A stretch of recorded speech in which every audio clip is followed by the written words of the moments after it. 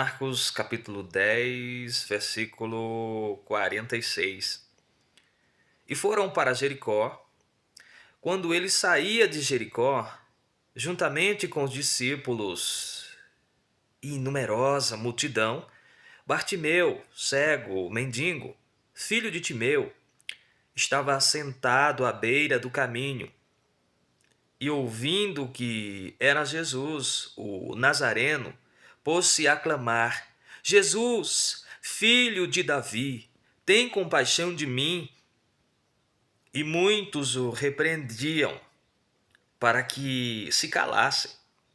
Mas ele cada vez gritava mais: Filho de Davi, tem misericórdia de mim. Parou Jesus e disse: chamai-o. Chamaram então o cego, dizendo-lhe: tem bom ânimo, levanta-te, ele te chama. Lançando de si a capa, levantou-se de um salto e foi ter com Jesus. Perguntou-lhe Jesus: que queres que eu te faça? Respondeu o cego: mestre, que eu torne a ver. Então Jesus lhe disse: vai, a tua fé te salvou. E imediatamente tornou a ver e seguia Jesus, estrada afora. Que texto maravilhoso! A mensagem que trago em cima desse texto, eu quero dar o nome ou título de com que visão, com que ótica você tem olhado para si mesmo e para o seu futuro.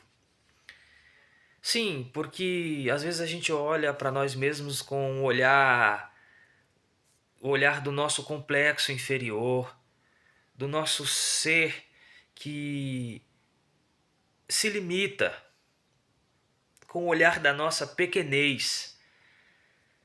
Eu te convido nessa hora, nesse momento, a olhar para si com o olhar de Cristo Jesus. Quando Jesus olha para Bartimeu, Jesus não vê um cego mendigo, como descreve o texto, e como o povo olhava para ele, ou como Bartimeu olhava para si. Jesus enxergava um homem, uma criatura, um dos seus próximos servos, seguidores. Porque Jesus olha para o homem com um propósito para com que ele criou o homem. Ele não olha para o homem nas condições que o homem se encontra. Eu não sei qual a sua condição que você se encontra nesse momento, a visão que você tem de si mesmo, de si mesma, mas eu sei que Jesus é capaz de transformar, curar a sua visão, tanto física quanto a visão interior que você tem de si mesmo, a visão espiritual que você tem de si mesmo e do seu futuro, das coisas celestiais. Assim como ele transformou a do cego Bartimeu, que já havia enxergado em outro tempo, quando ele diz eu quero que torne-me a ver. Então ele já tinha visto, já tinha enxergado em outro tempo, mas agora, por algum motivo, ele se encontra cego. Ele só conseguia olhar para si mesmo como alguém limitado, sentir a sua humilhação e com os olhares dos outros, pois ele ouviu dizer que era Jesus. E quando ele começa a... opa, agora é minha chance, agora é minha oportunidade. Essa é minha oportunidade, eu vou gritar, eu vou clamar, Jesus, filho de Davi, tem misericórdia de mim. Quando ele clama a Jesus, a multidão, os que estavam ao redor, em vez de auxiliá-lo, de ajudá-lo a clamar, a gritar, eles mandam que ele se cale. Olha, cala-te, cego, estás a incomodar o mestre. Quem vai olhar para um mendigo? Mas Jesus, ele é aquele que restaura. Independente de qualquer que seja a situação, ele tem poder para restaurar, para dar vida nova, visão nova. Portanto, olhe para si com os olhos de Jesus, com o olhar que Jesus olha para você. Jesus olha para você como um vencedor, como alguém que é capaz de sonhar e sonhar os sonhos de Deus e viver novamente os projetos de Deus. Porque se a gente for olhar, tomar como base os discípulos, os 12 em especial que Jesus escolhe, seriam homens que eles não tinham um potencial. Lendo um pouco em no livro do Augusto Cury, olhando para os discípulos com uma mente de um psicólogo ou de um psiquiatra, se a gente olhar para Jesus como um homem natural, era impossível Jesus escolher eles. Mas Jesus escolhe aqueles que a sociedade já não aposta mais. Tá certo, eram jovens, mas eram jovens que eles não tinham credenciais. Se olhassem para eles, uns era pescador, na sua maioria.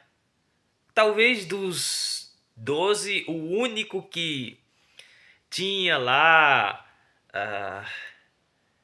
algumas características que alguém pudesse escolher seria Judas.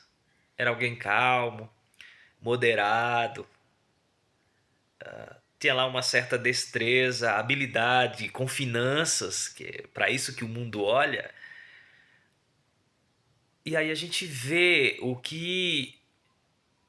quais as decisões de Judas, como Judas olha para Jesus.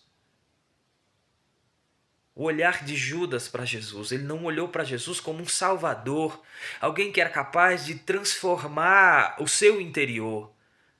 Judas só olhava para Jesus como um possível político, alguém capaz de arrancar Israel das mãos de Roma, um libertador político.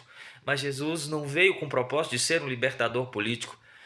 Jesus vem a mim, a você, com o propósito de libertar-me, a mim do meu eu, libertar você do seu eu, da sua visão baixa, pequena de si mesmo e enxertar dentro de nós o reino celestial, colocar dentro de mim a visão do reino de Deus, para que agora, ao invés de olharmos para nós como alguém que quer alcançar títulos, não que título seja pecado, mas alguém que almeja mais do que títulos, alguém que almeja um título que não é desse mundo, o título de embaixador de Cristo, cidadão do reino celestial. Deixe Jesus renovar a sua vida, mas isso só vai acontecer comigo e com você, quando abrirmos mão do nosso eu. Judas era alguém calado, trancado dentro de si, dentro das suas próprias masmorras. Ele não tinha coragem de expor a Jesus os seus pensamentos obscuros. Ele não tinha coragem de expor a Jesus os seus intentos pecaminosos, a sua visão de mundo, como ele enxergava o próprio Jesus. E olha que Jesus perguntou: quem os homens dizem que eu sou? Pedro, já intrépido, né, ousado, diz: olha, quando alguns dizem, tu és João Batista, alguns dizem que tu és Elias. Jesus vira e diz: quem você diz que eu sou? Pedro diz: tu és o Cristo, tu és o Filho de Deus vivo. E a Jesus: disseste bem, Pedro, não foste a carne nem a tua inteligência humana que te revelaste, mas foi o próprio Espírito. Por isso, não é pecado chegarmos diante de Deus e apresentar a Ele os intentos do nosso coração. Muito pelo contrário, isso vai te fazer bem, vai te libertar das masmorras a qual tu tens se trancado. E o próprio Jesus vai direcionar o caminho, vai sarar os meus olhos, teus olhos no caminho, quando chegarmos diante dele, apresentarmos a ele quem de fato somos, como nos sentimos e desejar ser e sentir quem ele quer que sejamos e sintamos. E o projeto de Deus é o que está escrito em Jeremias 29:11, quando diz: Eu bem sei os pensamentos que tenho sobre vós, é pensamentos de paz e não de mal, para vos dar o fim que desejais. Jesus tem o melhor para mim e para você.